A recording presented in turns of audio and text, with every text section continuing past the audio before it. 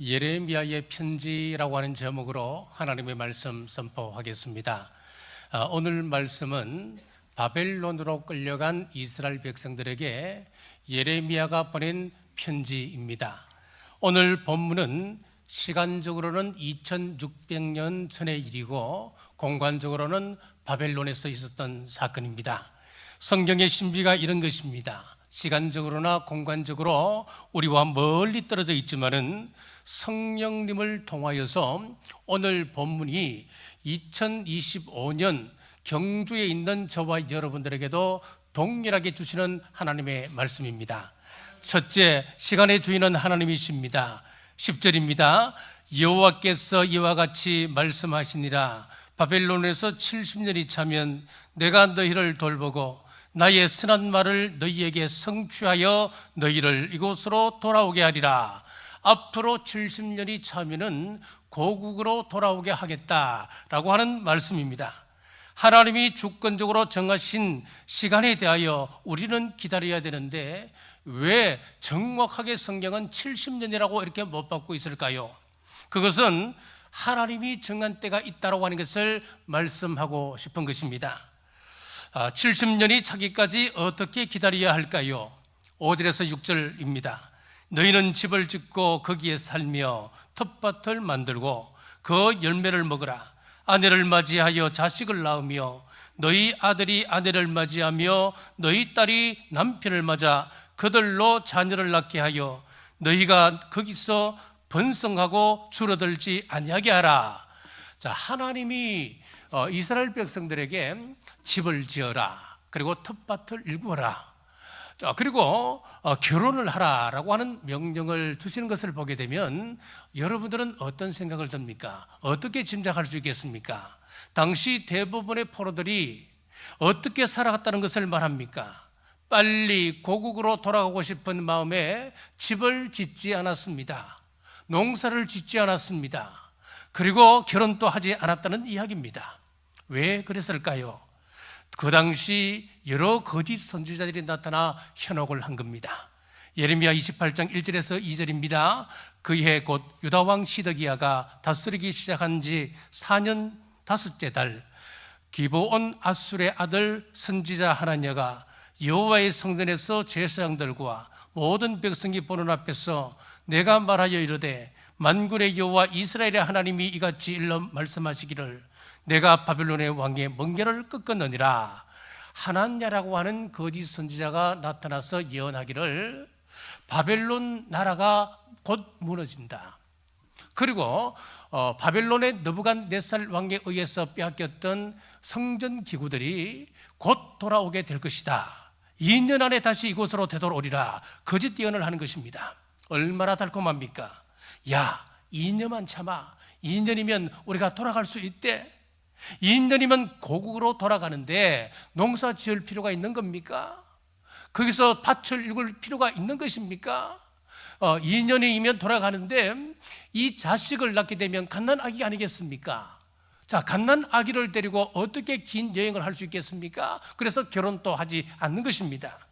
하나님이 무섭게 심판하십니다. 15절에서 16절입니다. 선지자 예레미야가 선지자 하나냐에게 이르되 하나냐여 들으라. 여호와께서 너를 보내지 아니하셨거늘 내가 이 백성에게 거짓을 믿게 하는도다. 그러므로 여호와께서 이와 같이 말씀하시되 내가 너를 지면에서 제하리니 내가 여호와께 패역한 말을 하였음이라. 내가 금년에 죽으리라 하였으니라 하니라. 자, 선지자 하나냐가 그의 7째 달에 죽게 되는 것입니다. 우리 하나님은 참 무서운 하나님이시죠. 하나냐가 죽은 다음에 예레미야를 통하여 말씀하시기를 헛된 희망에 사로잡히지 말라.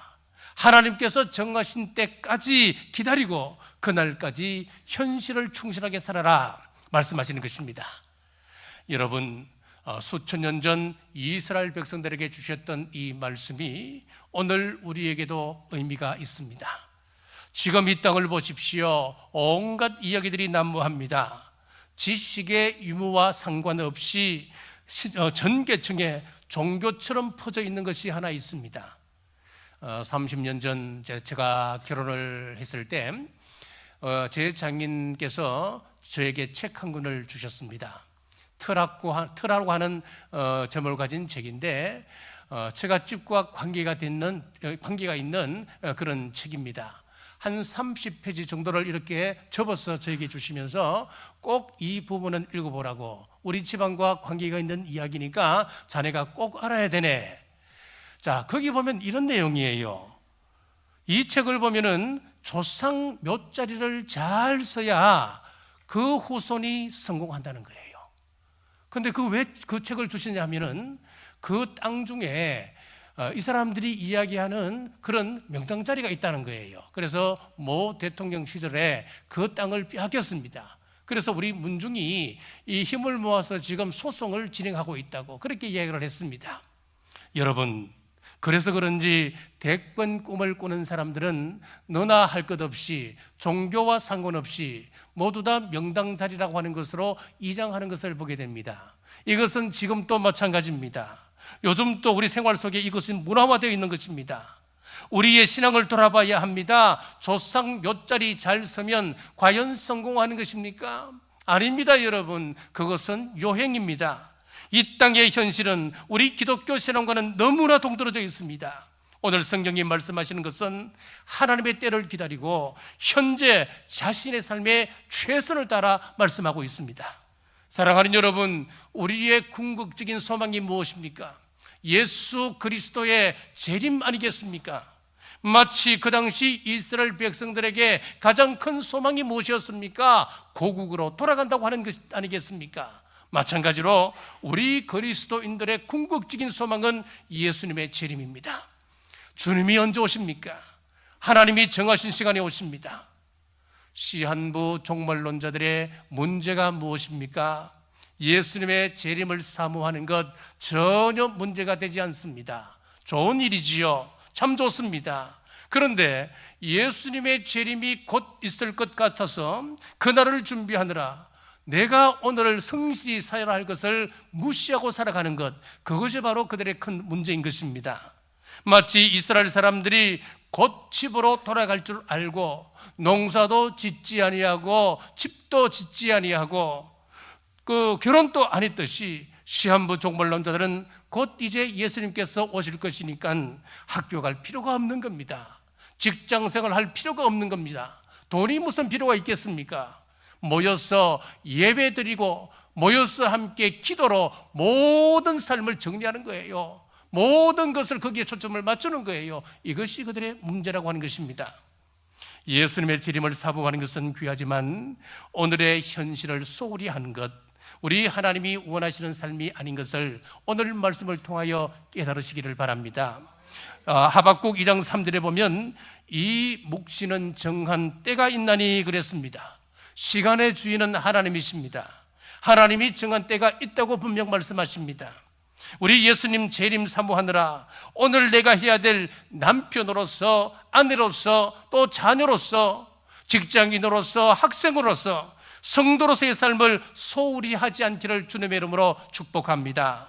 하루하루 성실함으로 사는 것이 하나님을 시간의 주인으로 인정하는 것임을 믿으시기를 주님의 이름으로 축복합니다.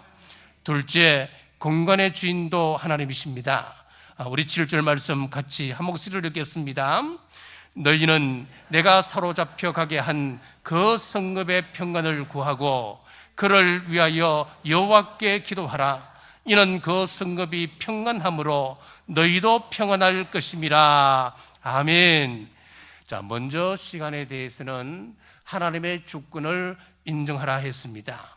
그리고 공간에 대해서는 앞으로 바벨론에서 사는 70년 기간 동안 자기가 사는 곳, 그 성읍의 평안을 위하여 기도하라 말씀하셨습니다.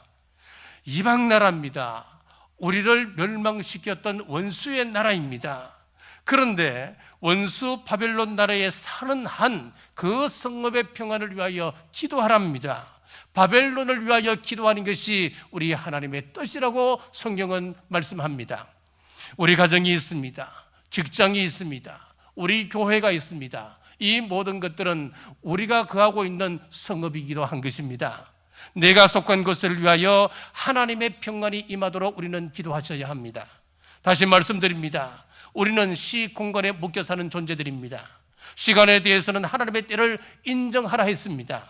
공간을 향한 하나님의 뜻은 그 공간을 향한 하나님의 평안이 임하도록 기도하라 하셨습니다. 그러므로 직장 생활 힘들다, 가정 생활 힘든다, 또 교회 생활 힘든다 불평하고 원망하지 마십시오. 우리나라를 헬 조선이라고 말하지 마십시오. 이 땅의 평화를 위하여, 교회를 위하여, 여러분의 가정을 위하여 기도하시는 여러분 되시기를 주님의 이름으로 축복합니다. 이를 위해서 우리는 입술을 조심하셔야 합니다. 잠언 11장 11절 말씀 같이 읽겠습니다. 성읍은 정직한 자의 축복으로 인하여 진흥하고 악한 자의 입으로 말미암아 무너지느니라. 성읍이 어떻게 해야 형통하고 평안을 누린다 그랬습니까? 정직한 자의 축복으로 인하여 진흥한다 그랬습니다. 어떻게 할 때 그 성읍이 무너진다 그랬습니까? 악한 자의 말로 인하여 그 성읍이 무너진다 그랬습니다. 그렇습니다. 내가 속한 공동체는 정직한 사람의 축복으로 말미암아 부흥하게 되는 것이고, 악한 사람의 말로 인하여 깨어질 수도 있다고 하는 것입니다. 그러므로 우리가 속한 가정과 공동체의 행복은 우리 입술에 달려 있습니다. 우리 교회의 부흥도 우리 입술에 달려 있습니다. 교회에 대하여 만나는 사람들에게 불평하고 원망한다면, 우리 교회에 대해서 늘 우리 교회를 핍박하고 우리 교회에 대해서 단점만 이야기한다면 어느 누가 우리 교회에 찾아오겠습니까? 누가 우리 교회에 등록할 수 있겠습니까? 그래서 믿는 사람들에게 가장 중요한 것은 입술의 말인 것을 우리는 아셔야 됩니다. 혹자는 말합니다. 우리 기독교 신앙이라고 하는 것은 말을 배우는 것이다. 그런 말을 했습니다. 자, 오순절날 성령님께서 강림하셔서 제자들의 무엇을 사로잡았냐면은 그 혀를 사로잡았습니다. 그래서 여러분들이 오순절 강림 사건을 볼 때에 그들이 방언했다. 여러분 여기에 집중하시면 안 되는 거예요. 방언한 것도 중요한 사건이지만은 그보다 더 중요한 것은 무엇이냐면은 성령님께서 제자들의 입술을 사로잡았다. 이 말이 더 중요한 것입니다. 그들의 혀가 사로잡혀서 자기들 마음대로 말하는 것이 아니었고, 그때부터 하나님의 이름을 높이기 시작했습니다. 혀가 변화받는 것이 오순절 성령 강림의 사건이었습니다. 이렇게 우리 입술이 중요하기 때문에 사탄도 우리 입술을 지배하려 합니다. 장악하려고 하는 것입니다. 우리 입술을 장악하고 불평하게 만드는 것입니다. 사탄의 계교에 넘어가지 않기를 주님의 이름으로 축복합니다. 사랑하는 여러분, 오늘 우리 교회가 소그룹 모임을 가집니다. 첫 모임을 가집니다.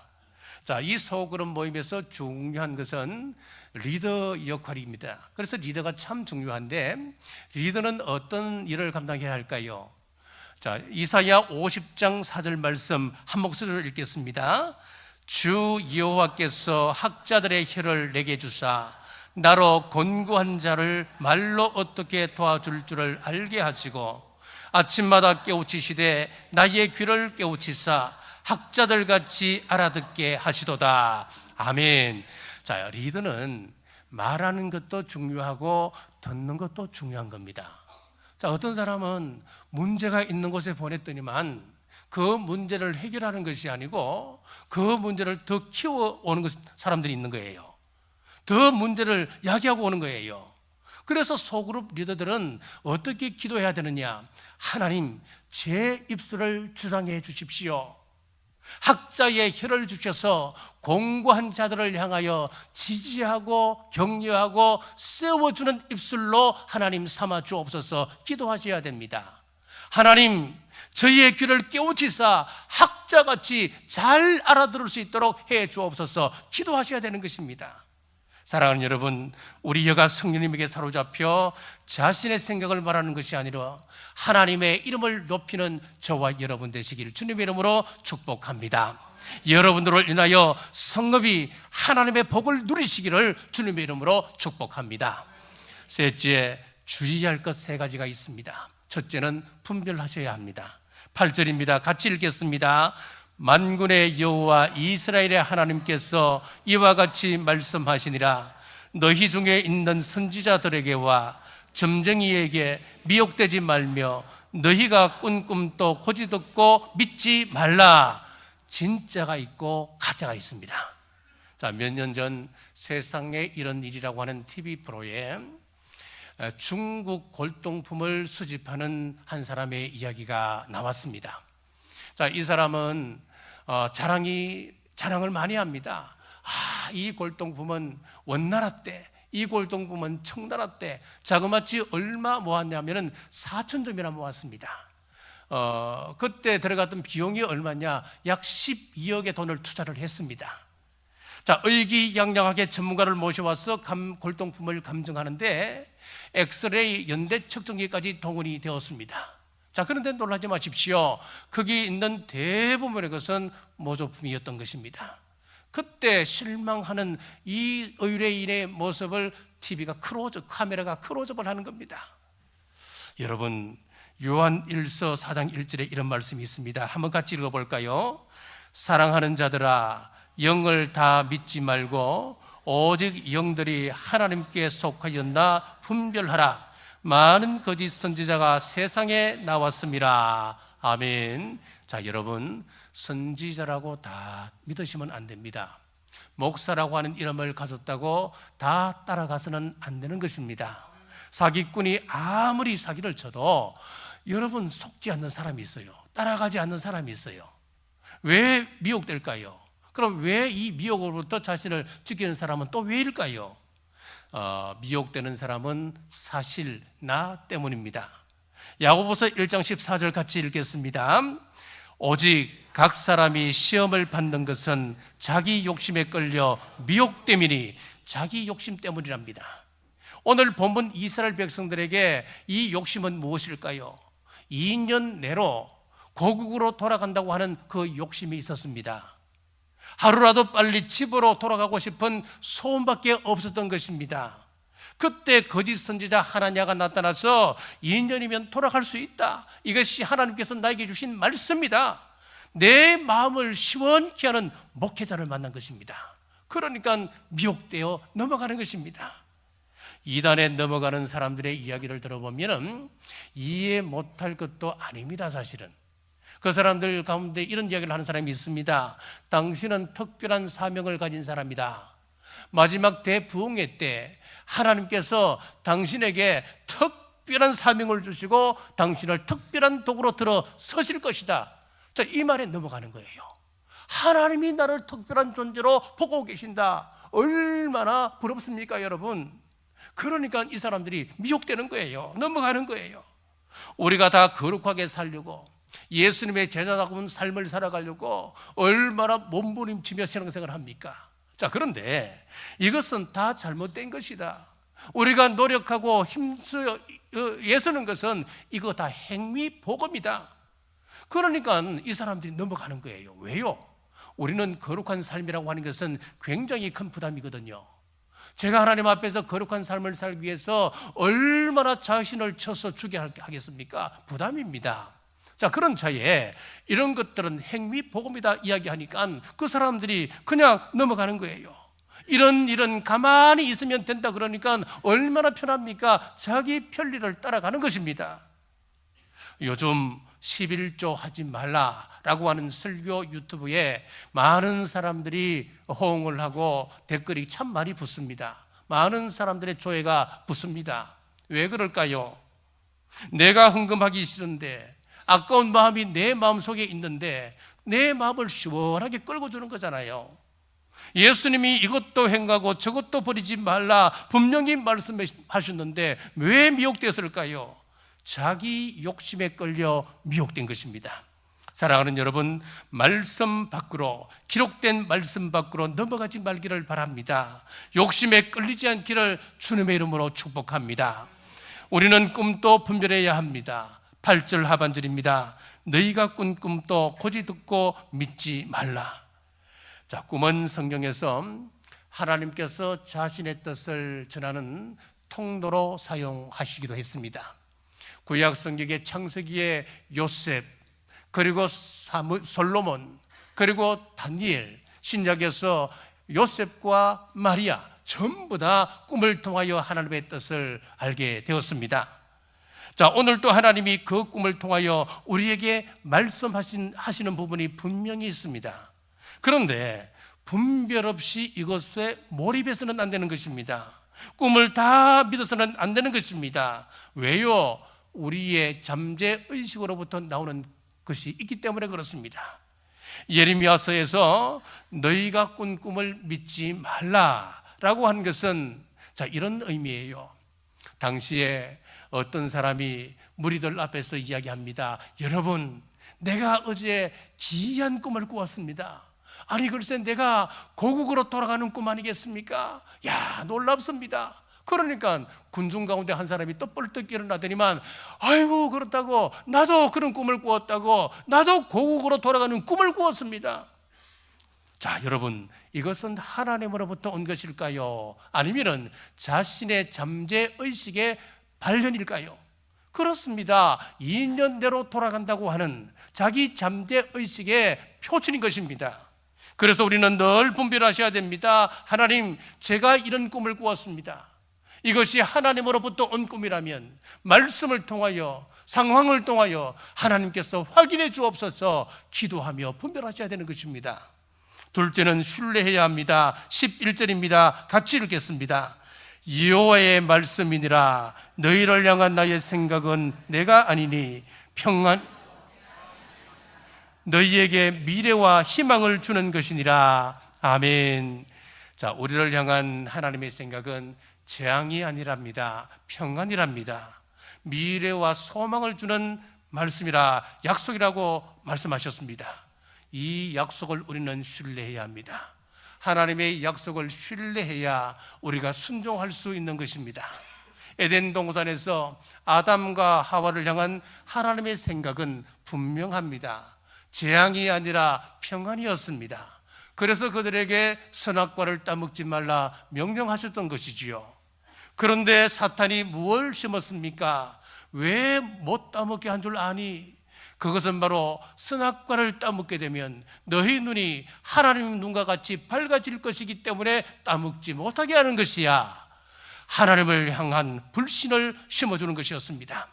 이 사탄의 유혹에 하나님에 대한 신뢰가 흔들렸고 그들은 넘지 말아야 할 선을 넘고 말았던 것입니다. 여러분, 어떤 사람과 사귀어야 할까요? 하나님을 신뢰하는 사람과 사귀어야 합니다. 그 사람과 대화하면 하나님을 향한 사랑이 더 깊어지고 그 사람과 대화하면 하나님을 향해 예배하고픈 마음이 생기는 것, 그리고 더 깊이 기도하고 싶은 마음이 생기게 하는 사람, 그 사람을 사귀십시오. 어떤 사람을 멀리해야 합니까? 하나님에 대한 불신을 심어주는 사람과는 멀리하셔야 합니다. 하나님을 신뢰할 때 최고의 복을 누린 사람이 있습니다. 레위기 19장 9절 말씀 같이 읽겠습니다. 너희가 너희 땅에서 곡식을 거둘 때에 너는 밭 모퉁이까지 다 거두지 말고 내 떨어진 이삭도 줍지 말며 내 포도원의 열매를 다 따지 말며 내 포도원에 떨어진 열매도 줍지 말고 가난한 사람과 그류민을 위하여 버려두라. 아멘. 자, 여기 보시면은 우리 하나님께서 우리에게 주시는 명령들을 보면은 단순합니다. 여기에 뭐 기타 설명을 자질구레하게 붙이는 법이 없습니다. 그냥 단순합니다. 일목요연합니다. 그냥 가난한 사람과 거류민을 위하여서 곡식을 다 베지 말고 남겨두어라 명령하셨어요. 그리고 곡식을 거둘 때에 이삭이 떨어지는 경우에는 그거 줍지 말라는 겁니다. 그리고 열매가 있는 것을 거둘 때는 떨어지는 것이 있을 때는 그것 또한 줍지 말라는 겁니다. 거류민과 가난한 사람을 위하여 남겨두어라. 자, 이렇게 명령하고 계세요. 자, 이 말씀 그대로 순종하여서 복을 받았던 사람이 있습니다. 바로 보아스라고 하는 사람입니다. 보아스의 어머니가 누굽니까? 그 유명한 여리고성의 기생이었던 라합이었습니다. 그 아버지는 살몬인데 살몬은 명문가 집안 출신으로 출애굽 당시 유다 지파를 이끌었던 사람이었습니다. 그리고 여리고성을 정탐하는 2명의 정탐꾼 가운데 1명이었던 사람이었습니다. 그러니까 이스라엘 사회에서 아주 신망이 있었던 사람이었던 것이지요. 자, 여리고성의 기생 라합이 권세 있는 가문의 살몬과 결혼하여 보아스를 낳았습니다. 자, 그런데 아들 보아스가 좋은 가문에서 태어났음에도 불구하고 나이가 들도록 결혼을 하지 못했습니다. 왜 그랬을까요? 아마 어머니가 기생 출신이라고 하는 주홍 글씨 때문이었을 것 아니겠습니까? 자, 어느 해 추수 때 노총각 보아스 밭에 이삭을 주우러 오는 한 여인이 있었으니 홀로 시어머니를 모시고 있는 착한 룻이었습니다. 보아스는 효부룻을 위하여 종들에게 이삭을 다 베지 않도록 했습니다. 심지어는 이삭을 일부러 떨어뜨려 놓기도 했습니다. 룻이 보아스에게 프로포즈를 합니다. 그때 노총각이었던 보아스가 감동하며 무슨 이야기를 하느냐면은, 아니 주위에 젊은 총각들도 많은데 어떻게 하여 나와 같은 늙은 노총각에게 오느냐고 지금 감동에 겨워서 그렇게 말하지 않습니까? 룻과 결혼하고 하나님 말씀에 순종할 때 룻과 결혼하고 다윗 왕의 정조보가 되는 기적 같은 일이 벌어지게 되었습니다. 여러분, 우리는 선택해야 합니다. 영어에 보면 선택은 choice라고 하는 단어를 씁니다. 앞에 보십시오. 이 choice라고 하는 영어 단어에 보면 끝부분에 ICE가 있습니다. 영어로 ice입니다. ice가 뭡니까? 얼음이라고 하는 말입니다. 왜 선택이라고 하는 이 choice라고 하는 이 말에 ice라고 하는 단어가 거기에 들어가 있을까요?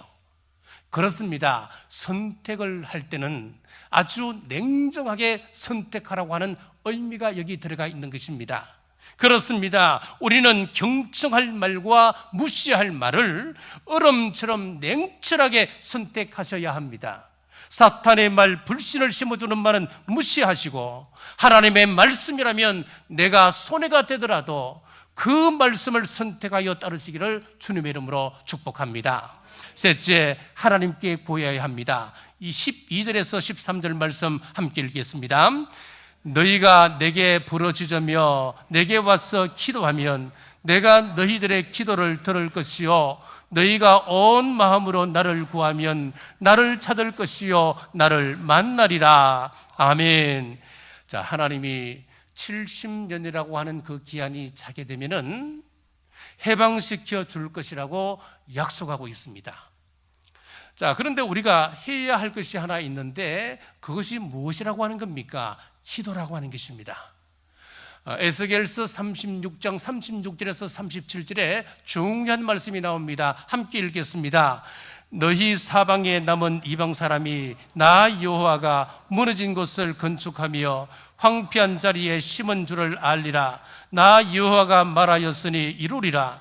주 여호와께서 이같이 말씀하셨느니라. 그래도 이스라엘 족속이 이같이 자기들에게 이루어 주기를 내게 구하여야 할지니라. 아멘. 여기 보면 하나님께서 약속하셨습니다. 하나님께서 약속하셨으면 우리 하나님은 신실하신 하나님이십니다. 반드시 하나님께서 말씀하셨다면 이루고야 마시는 우리 하나님이십니다. 자, 그런데 오늘 여기서 무슨 말씀을 하시느냐? 그래도 우리가 그 꿈이 이루어지도록 하나님께 기도하여야 그 꿈을 이루어 주신다, 그렇게 말씀하고 있는 거예요. 예레미야의 이 편지가 누구 손에 들어갔느냐? 이 다니엘 손에 들어가게 되었어요. 이 예레미야와 다니엘은 동시대 사람입니다. 다니엘이 이 편지를 그대로 인용을 하고 있습니다. 자, 다니엘 9장 1절 같이 읽겠습니다. 메대 족속 아하수올의 아들 다리오가 갈대아 나라 왕으로 세움을 받던 첫 해, 곧 그 통치 원년에 나 다니엘이 책을 통해 여호와께서 말씀으로 선지자 예레미야에게 알려주신 그 연수를 깨달았나니 곧 예루살렘의 황폐함이 70년 만에 그치리라 하신 것이니라. 아멘. 지금 이 말씀은 예레미야 29장 10절의 말씀을 다니엘이 그대로 인용하고 있는 거예요. 다니엘도 사실은 몰랐는데 예레미야 선지자가 보낸 그 편지를 보고 그가 이 포로의 연수를 깨닫게 되었습니다. 자, 그러면은 예레미야가 보냈던 그 편지에 그 70년이라고 하는 그 연수, 그것은 29장 10절에 있는데 제가 한번 읽겠습니다. 여호와께서 이와 같이 말씀하시니라. 바벨론에서 70년이 차면 내가 너희를 돌보고 나의 선한 말을 너희에게 성취하여 너희를 이곳으로 돌아오게 하리라. 지금 다니엘이 하나님의 약속을 깨닫고 예레미야 편지를 통해서 깨닫고 그때부터 뭘 하기 시작했습니까? 자, 중요합니다. 3절 말씀 같이 읽겠습니다. 시작. 내가 금식하며 베옷을 입고 죄를 덮어쓰고 주 하나님께 기도하며 간구하기를 결심하고 아멘. 다니엘이 그 약속의 말씀을 붙들고 기도하기를 시작했다고 하는 것입니다. 여러분, 하나님으로부터 여러분들이 개인적으로 받은 말씀이 있습니까? 하나님이 여러분 가정에 향한 그런 계획을 여러분들이 발견하셨습니까? 그렇다면 하나님께서 주신 약속이라면 반드시 여러분 가정을 통하여 이루어 가실 것입니다. 그런데 여러분들은 뭘 해야 된다는 것입니까? 다니엘이 70년이 지나면 무조건 이 백성은 해방되는 것입니다. 예레미야를 통해서 주신 말씀을 깨달았습니다. 그러면은 감사한 일이다. 하나님께서 하나님의 때가 되면 반드시 이루어 가시겠구나. 감사하다. 내가 그러면은 그냥 성실하게 하루하루를 내가 살아야지. 그러고 끝낼 수도 있잖아요. 하나님의 약속인데 내가 기도 안 해도 하나님께서 이루어 가실 것인데 그렇게 생각하기 쉽다는 거예요. 그런데 그것이 아니었습니다. 다니엘은 어떻게 했습니까? 죄를 뒤집어 쓰고 하나님 앞에 기도를 시작했다는 거예요. 여러분, 2월 달에는 우리 중직자 우리 새벽 기도를 하게 됩니다. 한 달 동안 여러분들이 우리 중직되신 여러분들은 한번 시작해 보십시다. 우리가 하나님 앞에 기도해야 될 이유가 여기 있는 거예요. 여러분들이 기도하지 않는다면은 하나님께서 여러분을 향한, 여러분 가정을 향한 하나님의 그 큰 위대한 계획을 가지고 계신다 하더라도 결코 이루어질 수 없는 것입니다. 그래서 우리는 기도해야 됩니다. 우리 자녀를 위해서 기도해야 되는 것이고, 여러분의 남편, 여러분의 아내를 위해서 기도해야 되는 것이고, 여러분의 사업장, 여러분의 직장을 위하여 기도해야 되는 것입니다. 그래서 2월달 한 달은 먼저 우리 중직자부터 시작하자. 우리 장로님들 다 나오시기로 결단을 했습니다. 우리 장로님들부터 모범을 보일 것입니다. 우리 장로님들 부부, 우리 권사님들 다 나오실 것입니다. 여러분 다 나오십시오. 나오셔서 왜 하나님께서 우리에게 이런 위대한 명령을 주셨고 그것을 이루어가는 가정 속에 우리의 기도라고 하는 도구를 주셨는데 왜 우리가 기도하지 않습니까? 기도해야 되는 것입니다. 여러분, 우리 장로님들 꼭 명심하시고 장로님들도 모범 보이십시다. 우리 권사님들 모범 보이십시다. 우리 집사님들 모범 보이십시다. 우리 남부교회 새벽기도가 옛날보다 덜하다, 그 말만 하지 마시고 우리 한번 시작해 보는 거예요. 그렇습니다. 하나님의 꿈이 우리 자녀들에게 이루어질 것입니다. 이번 주는 구정입니다. 사랑스러운 우리 자녀 손들이 함께 모일 것입니다. 하나님께서 여러분 가족을 향한 놀라운 뜻과 계획이 있으신 줄 믿으시고 하나님의 꿈이 우리 자녀 손들에게 흘러가도록 기도를 시작하시기 바랍니다. 다니엘처럼 약속을 붙들고 기도하는 우리 남부교회 모든 성도들 되시길 주님의 이름으로 축복합니다. 말씀을 맺습니다. 하나님 주신 시간과 공간 속에 우리는 살아갑니다. 주님이 정하신 시간까지 우리는 오늘 내게 주어진 환경에 충실하시길 바랍니다. 선지자라고 다 믿지 말고 그의 말을 잘 분별하십시오. 그리고 하나님의 말씀을 신뢰하며 기도할 때에 하나님의 뜻이 여러분을 통하여 이루어지시기를 주님의 이름으로 축복합니다. 기도하겠습니다. 하나님, 예레미야를 통하여 주신 말씀을 나누게 하심을 감사합니다. 우리의 시간과 환경을 보며 조급해집니다. 하나님의 때를 기다리는 지혜를 주옵소서. 답답한 마음에 환경을 내팽개치고 멋대로 살고 싶을지라도 현실에 충실한 삶을 사는 저희가 되게 하옵소서. 하나님이 약속하셨지만은 그래도 구해야 한다 했습니다. 하나님의 뜻을 분별하고 신뢰하며 기도할 때에 남부교회를 통하여 이 땅에 영적 부흥이 일어나게 하옵소서. 오늘 소그룹 모임을 갖습니다. 리더들에게 은혜를 주옵소서. 학자의 혀를 허락하시고 지혜 주셔서 은혜롭게 잘 인도케 하옵소서. 구정을 앞두고 민족 대이동이 있습니다. 오가는 모든 걸음 안전케 하시고 형제자매를 만날 때 시험 들지 않게 하시며 그리스도의 향기를 날리는 믿음의 권속들 되게 하여 주옵소서. 다시 오실 예수님 이름으로 간절히 기도드리옵나이다. 아멘.